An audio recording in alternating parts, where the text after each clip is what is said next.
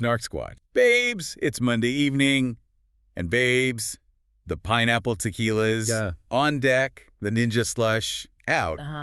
And babes, it is rainy as hell. Yeah. Like, this is chaotic, cozy. Truly chaotic. We love you. Welcome back, Snark Squad. We missed you. We really did. But can we just say that this evening, it feels weird. It feels so weird. Like, it's cozy, but also chaotic. Like, we're relaxed, but also, ready to spiral. Oh, I am leaning so hard into the cozy right now. Like, I have my heaviest blanket. The moved lighting is amber.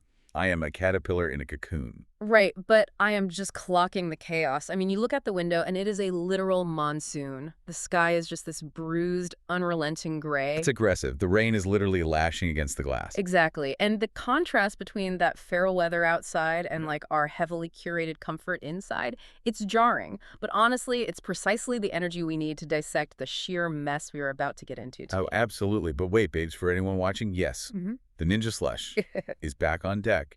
And yes, we maybe slushified tequila pineapple. We absolutely did. And I need to discuss this immediately because, I mean, I am obsessed. It is a scientific triumph. It really is. Yeah. I am fundamentally altered by this beverage.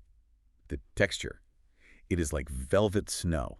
It is dangerously smooth. It's sneaky. So sneaky. You take a sip and you're like, oh, this is a fun little tropical juice box moment. And then, you realize you are consuming a frosty cloud that completely masks the alcohol. Right. And that masking effect is exactly what makes it such a highly deceptive, like almost predatory beverage. Predatory, yes. From a strictly mixological standpoint, what we've engineered here is just a masterclass in sensory deception.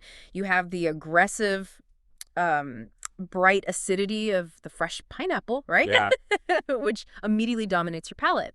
And that acidity completely annihilates the harsh, volatile ethanol bite that usually comes with a heavy pour of tequila. It completely vanishes. I mean, I could drink 12 of these while sitting on this couch, and I wouldn't even realize my blood sugar was spiking. All my inhibitions were just plummeting to the floor. Well, and the slushification process itself, like the actual physics of it, plays a massive role, too. Wait, how so? Because by lowering the temperature of the liquid to a near freezing state, you are effectively numbing your own taste buds. Oh, wow. Yeah, cold temperatures suppress the volatility of aromatic compounds. So you aren't getting the fumes of the alcohol traveling up into your nose. You are simply experiencing the mechanical crunch of microscopic ice crystals and, a massive rush of fructose. A delicious frosty trap that I will gladly fall into every single Monday. Cheers to that. Cheers.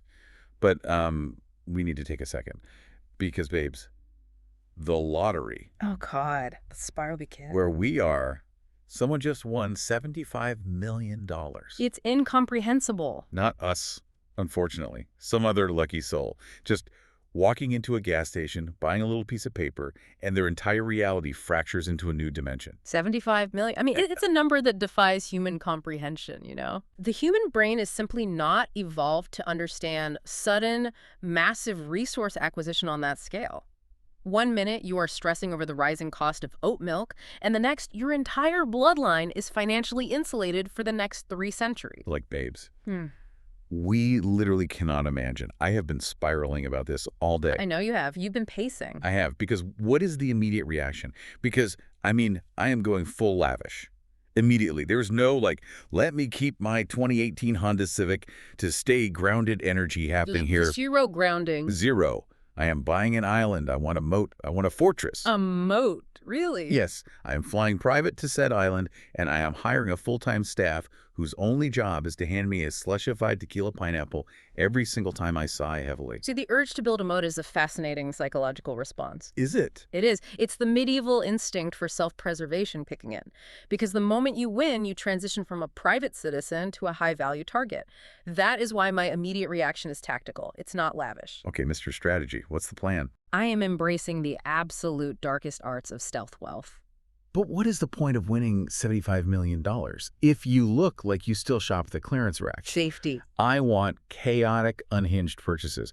I want crystal chandeliers in my bathroom. So be honest. If you won Snark Squad, I am talking to you right now, envision the ticket in your hand. Are you keeping it low-key? Or Are you going full lavish? I mean, I claim I want quiet well. You do claim that. I do. I claim I would hire a terrifyingly aggressive team of lawyers, set up blind trusts within blind trusts, and, vanish into the ether wearing unbranded $4,000 cashmere sweatpants. Right. But we know you. Exactly. If we were being brutally honest, the restraint would crumble within a month. A week. Okay, maybe a week. I would absolutely begin making highly visible, deeply obnoxious purchases. Yes. Let the delusion wash over you. Yeah. What are you buying first? I would buy a custom-built, wood-fired pizza oven imported directly from Napoli. Oh, my God. And I would have it helicoptered into my backyard, and I would probably use it exactly twice before getting annoyed by the soot. You hate soot. You would hate the cleanup. I would despise it. Then I'd buy a controlling stake in a boutique, hyper-local olive oil company in Tuscany. Wait, to make money? No, not to make a profit. Solely so I could corner people at dinner parties and yell at them about the nuances of cold-pressing techniques and polyphenol counts. You would be a menace. It would be a nightmare for everyone in my social radius. Well, I would enthusiastically attend those dinner parties and drink your vanity olive oil. Yeah. Because I love free luxury. Naturally. But speaking of absolute nightmares in the kitchen. Yeah. Cooking moment. Babes, right before recording, we attempted a Thai green curry. Attempted is the operative word there. And babes, it was delicious. Yeah. But also chaotic. Calling it chaotic is a diplomatic understatement. It was a culinary hostage situation. I was so proud of myself for trying something from scratch. You were very ambitious. But the sheer physical exertion required was overwhelming. Like, nobody warns you about the volume of chopping. It's an aggressive amount of prep. The lemongrass alone. Yeah. Trying to chop fresh lemongrass is like trying to dice a wooden broomstick with a butter knife. I was sweating. I was spiraling over the ginger. Your cutting board looked like a crime scene. It did. I genuinely thought I was going to lose a finger to the serrated edge. Yeah. Your knife skills were certainly expressive. You were attacking the aromatics with the desperation of someone fending off a wild animal. I was stressed. But, the physical chopping wasn't even the critical failure point. Don't remind me. Where we really went off the rails was the thermal management. The technique completely collapsed when we introduced the coconut milk to the heat. It was a disaster. I poured it in and the whole thing just shattered. Just instant structural failure. It looked like a bad spray tan. Mm-hmm. The oil completely separated from the liquid, and it was deeply tragic. Like, why did it do that? Because we completely disrespected the chemistry of an emulsion. Disrespected the chemistry. We did. Coconut cream is a natural oil in water emulsion. So the fat molecules are suspended in water and they're held together by delicate proteins acting as emulsifiers. Okay, science class. To build a proper Thai curry, you're supposed to gently crack a small amount of that cream. You heat it low and slow until the oil separates just enough to fry your curry paste and release the fat-soluble flavor compounds. And we didn't do low and slow. Well, we did absolute inferno. We had the burner cranked to essentially a blast furnace level. Literally the highest setting. We introduced an immense amount of thermal kinetic energy, which violently tore apart those protein bonds, and then dumping the entire cold can of coconut milk in at once. We shocked the system. It was so sad. The emulsion didn't just break, it completely dissolved its structural integrity. You had a distinct layer of clear oil floating aggressively on top of a watery broth. But the flavor. I'll give you that. I have to defend the final product because the flavor was a 10 out of 10. It was giving incredible depth. It was giving aggressive heat. I will concede that the flavor profile miraculously survived the trauma we inflicted upon it. Thank you. Because the fat separated, the capsaicin from the green chilies bonded directly to that free-floating oil. So while the texture was a watery disappointment, every single bite delivered a highly efficient, direct hit of spice to the palate. It was so spicy. And the late addition of the fish sauce for salinity, balanced by the palm sugar, it saved it from total ruin. It was a beautiful structural mess. Snark Squad. We need you. If you have a foodie friend, send them this episode immediately. Because, babes, this one is for the food lovers. It truly is. We are talking whole hogs. We are talking sleep deprivation. We are talking the absolute pressure cooker of Top Chef Season 23, Episode 6, Going Whole Hog. And before we delve into the flames and the meat sweats, we have to establish the atmospheric pressure inside that kitchen. Oh, heavy. The context is vital here. We are dealing with the immediate psychological fallout of Rhoda's elimination last week. I am still not over it. Nobody is. Rhoda wasn't just a competitor. She was the reigning Titan. She had multiple wins under her belt. She was projected for the finale. and she was sent packing over a minor technical flaw. The shockwaves were real. You could literally smell the fear on them when they walk into the kitchen. Palpable fear. Oscar even said it out loud.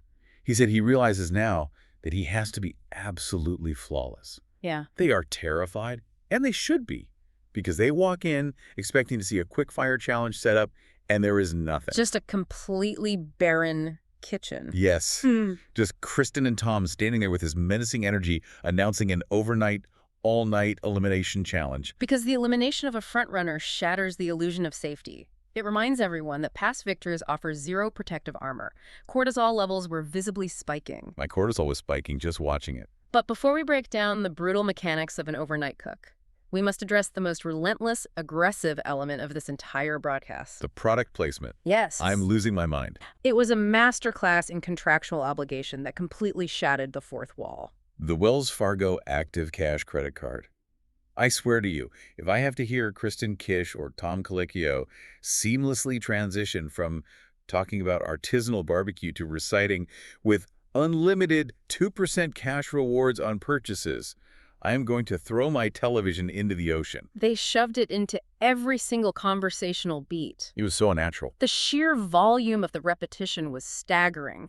Every time the cash prize was mentioned, the hosts were legally mandated to recite the entire polysyllabic name of the financial product. They couldn't just say the card. They had to say the whole thing. Exactly. Because of the Wells Fargo Active Cash Credit Card and its unlimited 2% cash rewards, we are making this all about the twos. It's native advertising taken to a dystopian extreme. It felt like a Black Mirror episode. The phrasing is so clunky, so devoid of human rhythm that it creates immediate psychological resistance in the viewer. I half expected them to require the chefs to brand the corporate logo directly onto the flank of the pig. But honestly, with $25,000 total up for grabs and $5,000 per head-to-head win, I would brand the pig myself. Oh, without hesitation. I would sing the corporate jingle while I basted the shoulder. Money motivates. So let's look at the actual gauntlet they threw down. Right. 2 teams of 5. They are out at Splendor Pond, which sounds like a retirement community, but is actually a gorgeous, humid outdoor venue. It looked beautiful on it. So beautiful. And they have to smoke an entire 150-pound hog over a 12-hour, all-night live fear cook. And it isn't just about cooking the pig thoroughly. The technical difficulty lies in the judging format. Oh, the head-to-head. Yes. They must serve 5 distinct head-to-head courses based on specific cuts. The shoulder, the loin, the belly, the ham, and a chop mixture. Managing a whole animal while ensuring 5 completely different muscle groups, each with radically different fat contents and cooking requirements, are perfectly executed is a logistical nightmare. The physical toll alone, like staying away for 14 hours, tending a live fire, getting coated in an aerosolized layer of rendered pork fat and wood smoke. You would hate it. I would simply pass out in the grass. Huh? But the real drama, the absolute juiciest, most Machiavellian moment of the entire episode happened before a single coal was lit. The draft. The draft. The psychology of the schoolyard pick is always revealing, but this specific draft was a masterclass in predatory game theory. It was evil genius behavior. Anthony won last week, giving him a massive strategic advantage. Kristen tells him, you are a team captain and you have the power to select the opposing team captain. And Anthony, he didn't just pick a captain. He orchestrated a psychological hit. Precisely. Anthony selects Justin to lead the opposing gray team. On the surface, it seems innocuous, but underneath, Anthony is exploiting a known emotional vulnerability. He knew exactly what he was doing. Anthony knows that Justin is deeply emotionally bonded to Jennifer in this competition. They are a package deal in their own minds. By making Justin the opposing captain, Anthony virtually guarantees what Justin's first move will be. Anthony knew Justin was going to burn his first-round draft pick on Jennifer. And that is exactly what happened. Anthony gets the first pick overall, and he immediately snatches up Lawrence, who is arguably the strongest technical chef left in the room. And then Justin, completely blinded by his loyalty, goes, "I'll take Jen." It was a beautiful, devastating sequence. I gasped. By anticipating Justin's emotional handicap, Anthony effectively granted himself 2 consecutive first-round draft picks. While Justin is prioritizing his social alliance, Anthony is surgically assembling a roster of absolute heavy hitters. I was watching Anthony's face when Justin picked Jennifer, and he had this microscopic supervillain smirk. He really did. He just stood there gathering titans. He gets Brandon, he gets Sherry, he gets Duyan. The red team is stacked. The red team represents strategic optimization, while the gray team, Justin, Jennifer, Seeger, Jonathan, and Oscar, feels immediately disjointed. It's formed by emotional bias rather than complementary skill sets. And this stark difference in team culture becomes glaringly obvious the moment they leave the kitchen and hit the road. The barbecue boot camp. They pack into the SUVs to go taste Eastern versus Western Carolina BBQ. Which is culturally significant. Which, by the way, I love learning about. Eastern is the vinegar and pepper base where they chop the whole hog, and Western is the tomato and ketchup base focusing on the shoulder. Regional food history is always a vibe. But the real culture shock happened in the backseat of the red team's car. Julian unleashed a side of herself that shifted the entire dynamic of the team. Babes, she absolutely demolished her plates of barbecue, and then she physically unbuttons her pants in the car. Iconic. And she introduces her alter ego, Dwayne. Dwayne emerges when the caloric intake hits a critical mass and the competitive fire ignites. I have never felt more spiritually connected to a reality television contestant in my entire life. The unbuttoning of the denim after a massive meal to make room for the competitive spirit.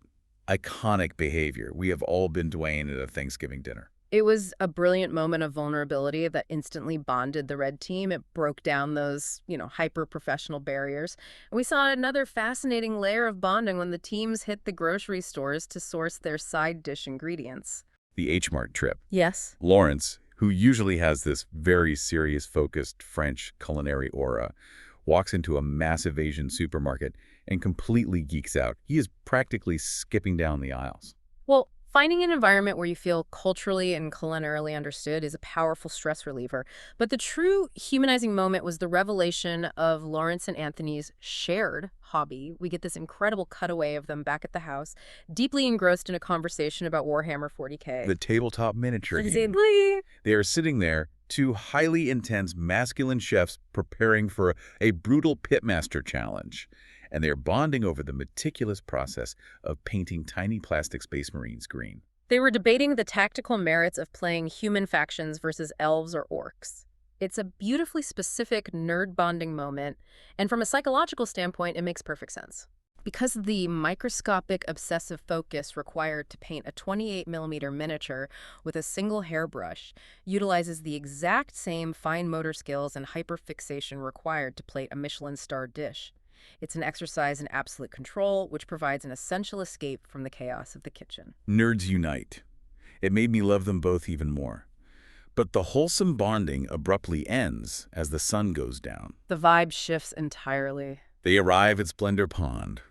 The massive custom smokers are fired up, glowing in the dark. And the reality of the all-nighter truly sets in. This is where the posturing begins. Brandon and Seeger immediately step forward as their respective teams' resident whole hog experts. Claiming the title of resident expert on a reality competition show is statistically the most dangerous position you can assume. It never ends well. Never. The moment you declare, "This is my wheelhouse," you are essentially handing the editors the blueprint for your own tragic downfall narrative. It is the kiss of death. But to be fair, they were the only two chefs who didn't look completely terrified of the smoker. Seeger immediately starts name-dropping. He brags about working directly under Rodney Scott, who is a literal legend in the pitmaster world. And Brendan casually mentions he's butchered and cooked entire hogs multiple times. So naturally, their teams step back and hand them the reins. And this is where we see two wildly divergent approaches to fire management. A massive offset smoker is essentially a metal box relying on the complex principles of radiant heat, convective air currents, and moisture retention. And right in the middle of this intense scientific meat management, in the pitch black of midnight, Tom Colicchio emerges from the tree line like a culinary sleep paralysis demon. The timing was sadistic. He strolls up to the fire pit and casually says, "Hey, chefs, s'mores." This curveball was utterly baffling on the surface. I mean, Tom Colicchio is famously averse to overly sweet, cloying flavor profiles. He hates sweet desserts. He regularly eviscerates chefs for putting too much sugar in their desserts. Yet at 1 a.m., he suddenly manifests a desperate craving for marshmallows and chocolate. He challenges them to an impromptu $500 s'mores off. It was pure chaos. Some of the chefs were so hyperfixated on their side dishes or staring blankly at the fire that they couldn't even compute the request. They were glitching. But Oscar, our absolute king, standing by the fire wearing matching pajama face masks, he snaps into action. He makes a spicy s'more, and Tom devours it. He hands Oscar $500 in cash right on the spot. While it felt like a whimsical campfire moment, it was actually a brutal psychological stress test. Really? A stress test over marshmallows? Oh, absolutely. Sleep deprivation severely impairs executive function and cognitive flexibility. Your brain gets locked into a single track, surviving the night, maintaining the fire. Tom was testing their prefrontal cortexes at the exact moment their circadian rhythms were hitting a biological trough. That is so mean. It is, but Oscar possessed the mental elasticity to pivot, balance sweetness with capsaicin heat, and secure the bonus. It was a triumph of adaptability. Well, I would have possessed the mental elasticity to throw a graham cracker into the woods and go back to sleep. You definitely would have. But they survived the night. The sun comes up, the humidity rises, and the real judging begins. The 5 head-to-head rounds with the local pitmasters and the judges. The execution phase. And the results were an absolute bloodbath. The red team steamrolls them. It wasn't even a slow bleed, it was a knockout. A total sweep in the first 3 rounds. Sherry destroys Justin in the chopped round. Lawrence obliterates Seeger in the loin round. Brandon completely smokes Jonathan in the belly round. Boom, boom, boom. The red team clinches the victory 3-0 before the final 2 rounds even matter, ultimately winning 3-2. It was a surgical dismantling of the gray team. Lawrence secures the overall individual win with his pork loin, granting him invaluable immunity. Over on the devastated gray team, Jennifer and Oscar managed to win their individual matchups, securing their safety. Thank goodness. Which leaves Justin, Jonathan, and the self-proclaimed whole hog prodigy, Seeger, standing on the chopping block. And the expert falls. Seeger gets eliminated. The man who bragged about his pedigree goes home on a barbecue challenge. The irony is poetic. But the most unhinged part of the entire viewing experience happened after the credits rolled. Last Chance Kitchen. The great unsolved mystery of season 23. We turn it on, fully expecting the doors to swing open, revealing a furious Seeger ready to battle his way back into the competition. And the room is empty. Tom simply looks into the camera, completely deadpan, and delivers the most cryptic line in the franchise's history. I was unwell. He says, "Something really unusual happened during the competition, so there's no chef walking through this door right now." I was screaming at my screen, what does really unusual mean? Where's the body, Tom? It was incredibly unnerving. But he offers zero explanation. Instead, he turns to the 3 previously eliminated chefs standing there, Rhoda, Nana, and Brittany, and unveils the most chaotic, borderline hallucinogenic pantry spread I have ever seen. It was an exercise in extreme cognitive dissonance. He presents them with whole duck heads, jars of pungent Vietnamese pickled eggplant, highly concentrated crab oil, and fresh durian. Duck heads, Yeah. staring at them with their little beaks. And he gives them 20 minutes. To conceptualize and execute a cohesive plate utilizing those fiercely combative ingredients in 20 minutes is absurd. Yet Nana manages to pull off a miracle. She crushed it. She extracts the deep umami from the dried fish, balances it with a coconut peanut sauce, and serves it over fried green tomatoes. She wins the $5,000. How's that for her? Conversely, Rhoda, the reigning Last Chance Kitchen champion, crumbles.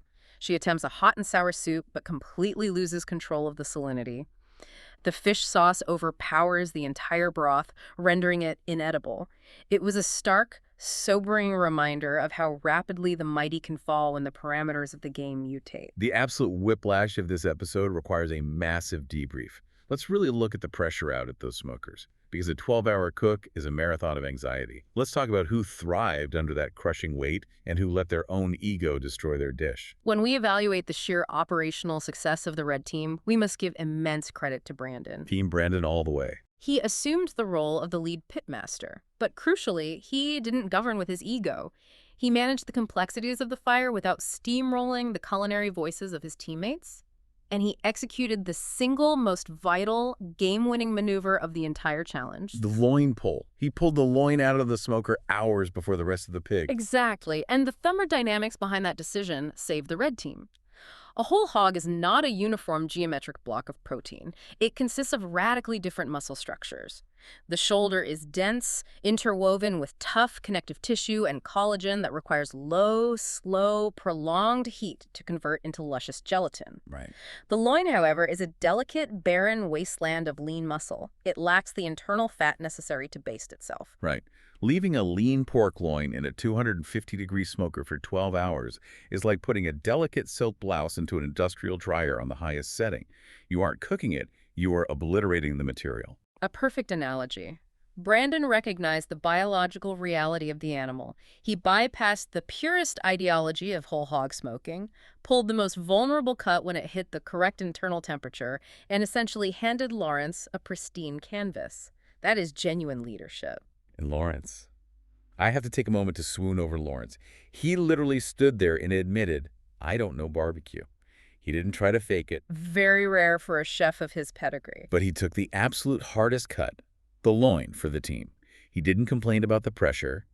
And then he did something almost unheard of for a chef of his caliber. He listened. To Sherry. Yes. Sherry suggested he add pork floss to his rice, and instead of getting defensive, he embraced it. And he won. That is quiet, secure rock star energy. Lawrence is the antithesis of the toxic kitchen ego. He possessed the profound self-awareness to accept a brilliant conceptual pivot from a teammate, execute it flawlessly with his French technique, and then explicitly credit Sherry in front of the judging panel. It was a masterclass in collaborative cooking. But I have a theory I need to run past you. Let's hear it. Do you think the red team won purely because of Brandon's fire management and Lawrence's execution? Or did Anthony actually win the entire challenge hours earlier, before they even went to the grocery store with that Machiavellian schoolyard pick? That is the pivotal question of the episode. Anthony's draft strategy undeniably stacked the deck in his favor. He secured chefs with elite technical skills and low emotional volatility. Exactly. However, the greatest roster in the world means nothing if you incinerate the primary protein. Brandon's granular understanding of meat temperatures, combined with Anthony's macro-level team assembly, created an unbeatable synergy. It was a dual victory strategy, provided the potential, but execution delivered the win.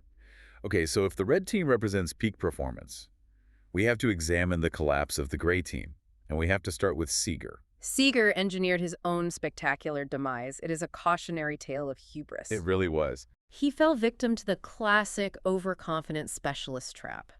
He loudly broadcasted his pedigree with Rodney Scott. He treated the incredibly complex task of overnight smoking as a mere formality, a victory lap he had already won in his mind. And how did this supreme confidence manifest? He refused to open the lid of the smoker for the first 7 hours. He literally wouldn't lift the metal lid. He volunteered to babysit the pig all night, entirely alone. He isolated himself. Completely shut his team in. He even skipped the fun Midnight S'mores challenge just to sit there and stare at a closed metal box. And his reward for all that stubborn dedication, he served Tom Colicchio a slice of loin so dry it practically turned to dust on the plate. It felt like cosmic karma for how loudly he complained about having to cook for children at the water park last week. The irony is inescapable. He insisted on a dogmatic, purist approach to the smoking process. Not opening the lid ensures you don't lose your ambient convective heat or your precious smoke volume. Which sounds good in theory. That methodology is perfectly valid if your ultimate goal is to chop and blend the entire hog together, mixing the dry bits with the fatty bits and drenching it in vinegar sauce. But the parameters of this specific game required presenting individual unmasked cuts. You can't hide a dry loin. Treating the delicate loin exactly the same as the resilient shoulder was a catastrophic lapse in judgment. He let his rigid pitmaster ideology blind him to the reality of the judging criteria. And while Seeger was staring at a metal box, the editing team was working overtime to manufacture a completely different storyline. The twin rivalry. It is painfully forced. So forced. The producers are desperately trying to weave a narrative of bitter sibling rivalry between Brandon and Jonathan. They drew the belly round, so naturally they had to go head-to-head. The editors were cutting the footage like it was a Shakespearean tragedy, Cain and Abel fighting to the death over a slab of pork belly. We roll our eyes every time the ominous music swells. They want a dramatic blood feud. But the reality is they're just two incredibly polite brothers making collard greens and trying not to disappoint their family. Just two nice boys cooking pork. And the supposed epic battle ended in a complete blowout. Brandon's traditional execution fundamentally dismantled Jonathan's bizarre, modern conceptualization. Which perfectly brings us to the food itself. Because despite the chaos, there were some truly mind-blowing plates of food out there by that pond. Be honest. If you are standing in that humid North Carolina air at 3 a.m., smelling the wood smoke, what are you ordering immediately? While I appreciate the traditional cuts, I am analytically obsessed with the intellectual brilliance of Lawrence's dish, the East meets East pork loin. Oh, it looked incredible. He took that loin, which Brandon perfectly salvaged from the smoker, and elevated it with the addition of pork floss. Meat cotton candy. Yes, and the science behind pork floss, or rousong, is fascinating. You are essentially taking lean pork, braising it until it falls apart, heavily seasoning it with soy and sugar, and then slowly dehydrating it in a wok while continuously teasing apart the individual muscle fibers. It sounds so labor-intensive. It is. You are left with a massive surface area of dehydrated protein that possesses the light, airy texture of cotton. When Lawrence added that fluff to his rice, it created unparalleled textural brilliance. Because it absorbs the sauce. Exactly. The dehydrated floss acts as a sponge, eagerly absorbing the deeply umami East meets East sauce without turning instantly to mush. You experience the tender resistance of the sliced loin, the dissolving savory fluff of the floss, and the rich sauce binding it all together. It was a triumph of texture. I would eat a bucket of that meat cotton candy. But for me, I am sprinting directly to Oscar's station. Of course you are. A pig-faced stuffed tamale. I cannot emphasize how brilliant that sounds. He took the incredibly rich, gelatinous, unapologetically fatty meat from the pig's head and cheeks and encased it in a warm, earthy mazo dough. It was a wildly inventive, deeply respectful utilization of the animal. And he didn't just serve a heavy, fatty brick. He paired it with a salsa agata, a drowned salsa. The bright, acidic, aggressive heat of that tomato and chili sauce completely cut through the dense richness of the tamale fat. The balance was impeccable. And then he crowned it with a curtido cabbage slaw to provide that essential, sharp crunch. Yeah. I would absolutely devour 6 of those tamales while standing in the mud at 3 a.m. It was a beautiful fusion of traditional technique and his own culinary heritage. It showcased a deep understanding of how to balance extreme richness with aggressive acidity. And I'm going to step up and passionately defend Jennifer's dish. I knew you would. I know the viewers online are losing their minds over the injured arm storyline. The Reddit threads are brutally tired of hearing about the phantom arm pain every single week, but we have to look at the plate. Fair enough. She cranked out a perfectly seared ham steak, paired with a velvety black-eyed pea puree, and garnished it with smoked grapes. Smoked grapes. That sounds incredibly elevated, highly creative, and perfectly balanced for a heavy BBQ challenge. And she executed the entire vision with one functional arm. I will not deny the success of the composed plate. The inherent sweetness and the infused wood smoke of the grapes acted as a brilliant, unexpected foil to the aggressive salinity of the ham steak. The culinary logic was sound. She undoubtedly proved she can push through the physical pain to deliver high-level food. However, stepping back to view the overarching narrative, the audience's fatigue is justified. I mean, they talk about it a lot. The constant vocalization of her injury is transitioning from an underdog story to an exhausting crutch. She needs to either allow her excellent food to speak entirely for itself, or she needs to seriously evaluate her physical limitations before she permanently damages her rotator cuff for reality television glory. Valid. So Snark Squad, I need you to close your eyes and visualize this. Describe the visceral sensory experience of standing by that massive iron BBQ pit at 3 a.m. Paint the picture. The sharp tang of the wood smoke settling into your clothes, the suffocating southern humidity pressing against your skin, the rhythmic, sizzling sound of rendered fat violently dripping onto the glowing coals below. What are you grabbing off the wooden cutting board first? Are you tearing into the sticky, caramelized belly? Are you pulling apart the tender shoulder? Let us know your ultimate late-night craving. While they ponder their ideal smoked meats, we are obligated to address the culinary crimes committed against that pig. So many crimes. Because the fails this week were not minor technical glitches, they were loud conceptual disasters who, in your eyes, absolutely missed the mark. Oh, the fails were spectacular. But I need you to break down Jonathan's plate because my brain rejected it entirely. I will ruthlessly dissect Jonathan's dish because it was an exercise in pure delusion. He chose to serve a pimento cheese espuma. An espuma, a delicate foam, at a dirty, sweaty, outdoor barbecue challenge, straight to culinary jail. Do not pass go. The arrogance of the decision is staggering, especially considering Tom Colicchio explicitly warned him against doing a foam the day prior. He told him not to do it. Jonathan ignored the warning, and the physics of his failure were entirely predictable. Pimento cheese is already a precarious, heavy emulsion of dairy fat, water, and milk proteins. When you load that into a siphon and force nitrous oxide through it to create a highly aerated foam, you are stretching those protein bonds to their absolute microscopic limit. It's basically cheese-flavored air at that point. Precisely. And then he takes this incredibly fragile, temperature-sensitive dairy cloud and plates it outdoors in 90-degree humidity right next to a radiating, hyper-hot piece of smoked pork belly. It's a recipe for disaster. The ambient heat and the rendered pork fat instantly attacked the foam. The delicate structure shattered, the dairy fat separated from the water. I was watching him plate it, and I physically cringed.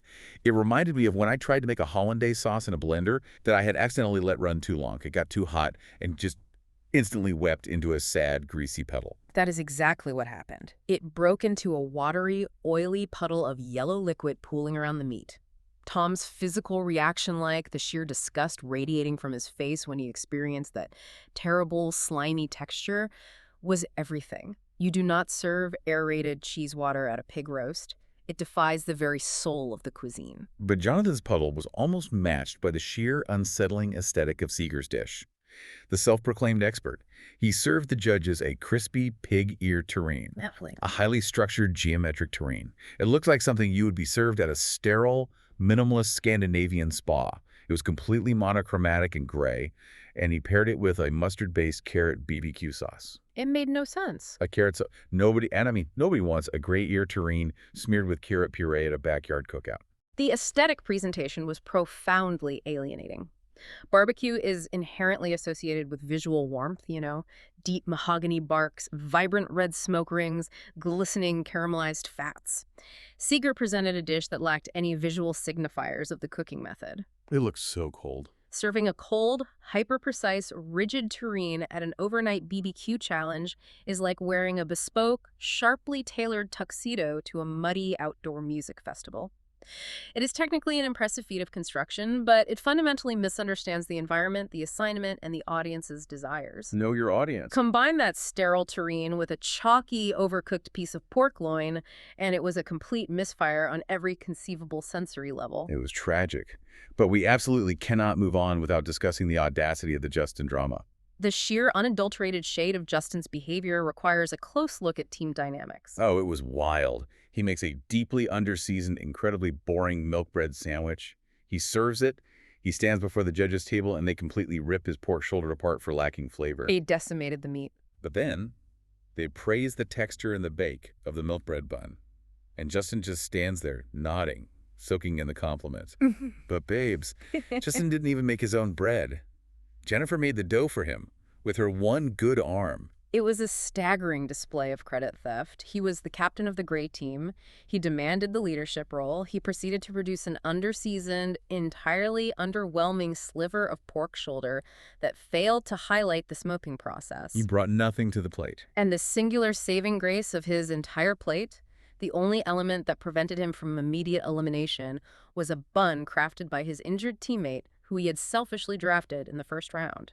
If I were Jennifer, standing there rubbing my torn rotator cuff while he smiled and took credit for my perfectly proof dough, I would have thrown a hush puppy directly at his head. It was a masterclass in failing upward, and he still narrowly escaped elimination. It brings us to the ultimate question of self-reflection, putting ourselves directly into their grease-stained shoes. We have to be brutally honest with ourselves and our audience. Are we surviving the Top Chef kitchen, or are we going home before the first commercial break? Let's look at the empirical data. Could you survive the physical demands of a 12-hour overnight whole hog smoke? Absolutely not. The delusion stops here. An overnight smoke would break my spirit and shatter my physical form. By 1 a.m., my soul would leave my body. You wouldn't even make it past the s'mores challenge. I would abandon my station. I would be playing cornhole by the pond, getting progressively drunker on slushified tequilas, and eventually, I would curl up in the backseat of the production SUV and take a nap, while the 150-pound pig burned to an absolute unrecoverable crisp. Your self-awareness is refreshing. I, on the other hand, would attempt to manage the fire with aggressive enthusiasm for the first 2 hours. Oh, you would be so bossy at first. I would obsess over the temperature gauges. Then the wind would shift, I would get a face full of hickory smoke, my eyes would water relentlessly, and I would start complaining loudly about the humidity ruining my hair. And then what? I would abandon the pit entirely just to go aggressively critique the knife cuts on someone else's coleslaw. Our actual culinary limits in a high-pressure, severely sleep-deprived environment are essentially zero. We would be a menace to the production crew. And what about the last chance kitchen scenario? Tom locks you in a room and gives you exactly 20 minutes to make a cohesive, delicious dish out of intact duck heads, crab boil concentrate, and pungent Vietnamese pickled eggplant. What is your move? My move is to walk directly out the nearest exit. Just walk away. I cannot extract meaningful flavor from the cranial cavity of a duck in 20 minutes. I would stare at the duck head would stare back at me with its dead eyes, and I would concede total defeat. I would pack my knives without being asked. I wouldn't even touch the duck. I would just take the fresh Korean melon from the pantry, slice it into uneven wedges, serve it completely raw on a plate to Tom Colicchio, and start weeping. Just weaponizing your tears. I would just openly sob at the judge's table. We are armchair critics of the absolute highest order. We sit in our plush blankets and dissect the thermodynamic failures of professional chefs, but put us in that stainless steel arena, and we are crumbling faster than Jonathan's disastrous pimento foam. The humility. We love to see it. All right, Snark Squad, what an absolute journey this has been. Let's wrap this up. We have survived the rainy chaos outside. We have thrived on the slushy tequila survival juice inside. Barely survived. We have deeply explored our shared psychological delusion of winning a $75 million lottery and building moats. And we have fully processed our own highly chaotic, violently separated Thai green curry adventure. It has been a true roller coaster of emotional highs, strategic lows, and completely shattered coconut milk emulsions. So we need to hear from you. The comments better be flooded. What would you do with $75 million? Are you keeping it quiet like a tactical, boring genius? Or are you going full luxury, buying a castle and importing an olive oil company? I want to know exactly how obnoxious you would be. And babes, what are you cooking lately? Tell us your greatest kitchen triumphs and your most embarrassing fiery disasters. But before we sign off, we need to leave you with something to obsess over until next week. The massive, glaring elephant in the room. Or rather, the missing chef in the room. Oh my God, yes. We need to talk about Seeger. What actually happened to Seeger? Tom looking dead into the lens and stating that something really unusual happened, therefore Seeger was excluded from Last Chance Kitchen, is the most tantalizing breadcrumb Bravo has ever dropped. What does really unusual entail in the context of this show? What does it mean? Did his ego completely, irreparably shatter after losing a regional barbecue challenge when he positioned himself as the resident, untouchable expert? Did he literally rage quit? Did he see the duck heads on the table, throw his apron on the floor, and storm out into the humid North Carolina woods, never to be seen again? Does he walk into Splendor Pond? We need to know the truth. Let us know your wildest, most unhinged conspiracy theories in the comments. We will be reading every single one of them. It is the great unsolved true crime mystery of season 23, and I will not rest until we have answers. Snark Squad, you know exactly what to do. Rate, review, subscribe to the madness. Send us your wildest submissions. Yes, please do. Send this to your foodie friend who watches Top Chef from their couch and arrogantly thinks they could win. This will humble them immediately. Thank you for joining us in the chaos tonight. We appreciate your loyalty more than a legally mandated unlimited 2% cash reward. Thank you, Snark Squad. You're the absolute best besties a host could ask for. Stay shady, stay iconic, and we'll see you on the Snark side.